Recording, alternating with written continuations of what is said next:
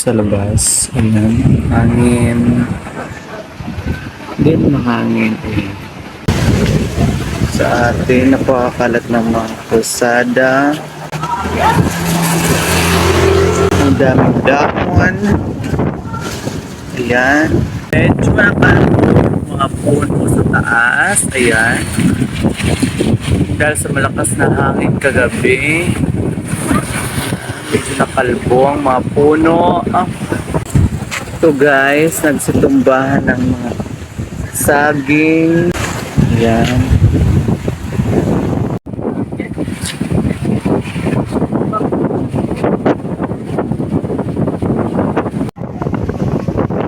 May puno din ng nyog. Mga tipak na ito ay galing sa taas na nagdulot ng pagkawasak ng maliit na bodegang ito. Pinanggalingan po ng mga batong ito ay galing sa taas. Doon po. So, napakadelikadong. Ayan. Hello mga dayday mga darling. So for today's video guys ay titingnan natin kung ano yung nangyari sa labas. So kakagising ko pa lang. So pasensya na sa mukha ko, medyo messy at di ko pa natanggal yung skincare ko na nilagay ko kagabi. Ayan.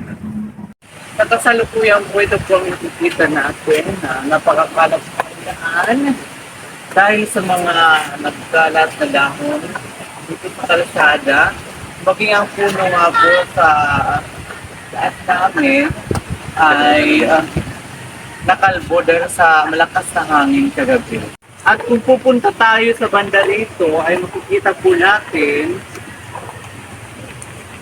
na may mga saging po na natumba.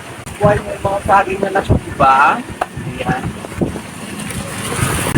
At may sanga ng punong kahoy na pagsak puro kagabi dahil sa malakas na hangin. Banda dito naman po ay kita po ninyo na puno ng niyog at kasama po nito ay malaking sanga na napakalaking. Sa punto pong ito ay chinek natin ang iba't ibang pamilya na nagsilikas sa bahay na ito. Kahit na sila ay magsiksikan, masaya sila dahil kanilang naisalbang kanilang mga sarili at ang kanilang mga pamilya. Sa punto pong ito ay makikita natin na nagsisibalikan na nga ang mga tao sa kanilang mga tahanan. Nagsisibalikan na po ang mga lumikas galing sa mga evacuation center. Ayan.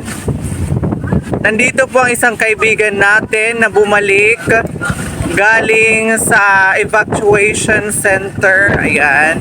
Yan po ang kanyang buong pamilya. Babalik na po sila sa kanilang tahanan. Habang ang iba na nauna ay nagtutulungang maglinis at nagpuputol ng mga sangang nabali dahil sa malakas na hangin. Ang iba naman po ay nagtutulong-tulong magwalis sa may kalsada para mabawasan ang dumi na bumabalot sa dinaraanan. At sa kabila ng unos na naranasan ng mga tao, may tulong na dumating. Ito ay ang mga relief goods na pinagtiyagaang ipamigay ng aming mga barangay officials para sa lahat ng mga taong nasalanta ng bagyo sa aming barangay. Ayan, na-receive po niya ang kanyang relief goods para sa kanyang pamilya. Lubos at taos-puso po kami nagpapasalamat sa aming mga barangay officials na nagtiyaga bantayan ng aming mga kabarangay, mag-monitor ng lagay ng bagyo at mamigay ng relief packs. Maraming pong salamat. Walang halong pamumulitika po. Sadyang grateful lang.